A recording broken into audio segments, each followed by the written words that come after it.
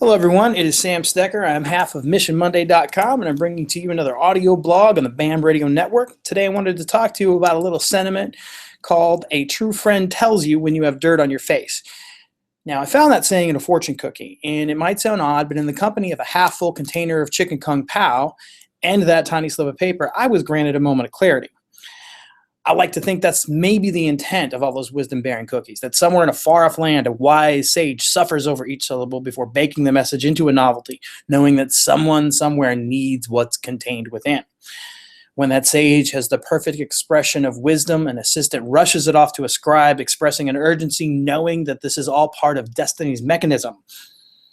Or maybe I'm putting too much thought into it. It could just be an app that uses the fortune cook factory. Either way, it became a formative principle for me as an educator. You see, early in my teaching career, I intuitively knew how important relationships were to the effectiveness of instruction. And before long, I had some pretty solid validation of my intuition. I had it from my peers, my mentors, even an expert or two. Even with that validation, I still struggle to define exactly the parameters of what that teacher-student relationship looked like. I heard phrases like appropriate separation that tried to approximate the closeness or distance of those relationships, but I found nothing that accurately defined it for me. And then came the takeout box of Kung Pao and the accompanying fortune cookie. That was it for me. A true friend tells you when you have dirt on your face. That was the relationship, that was the definition that I had been seeking to define what I was trying to set up with my students. For this to work, though, we need to tweak that word friend just a bit. We don't mean a friend as in a boon companion one would take on a road trip. Rather, we mean someone with whom we have mutual respect. The part that really resonated with me in that saying was the dirt on your face, even more so than the concept of friend. Because in education, we are in the business of telling people they have dirt on their faces. I think we forget just how often that it is explicitly in what we are obligated to do.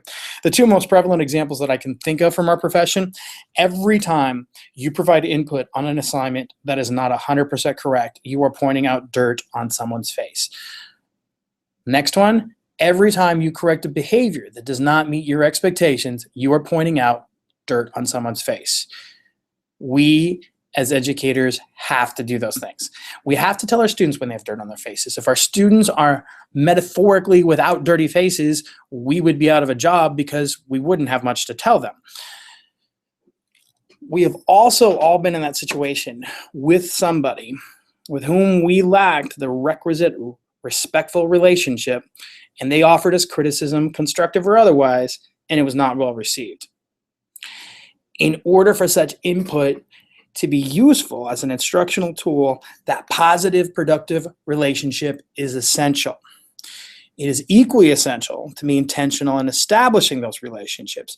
If we are giving the criticism on purpose, we ought to be establishing the relationships on purpose as well. I implore you, do not rest on this. Be consistently intentional about this. Keep building those relationships. We can't afford to tell our students they have dirt on their faces without it. And I happen to think that Mark and I at MissionMonday.com have a lot of great ideas as to how to build those relationships proactively. So don't be afraid to check us out at MissionMonday.com. By the way, it's still not too late to register for the National Conference on School Discipline Conference. Use the word conference there twice, but that's okay. That's happening in Vegas and Atlanta this summer. Mark and I will be there presenting. And also, if you go to missionmonday.com, we very recently have a little ebook published that you can buy on Amazon for your electronic reading device called It Happens in the Hallway, where you'll hear stories like this and a whole bunch of other ones that you could read. So once again, thanks for your commitment to doing the missions. Thanks for keeping in touch with us this summer. And we'll talk to you again soon.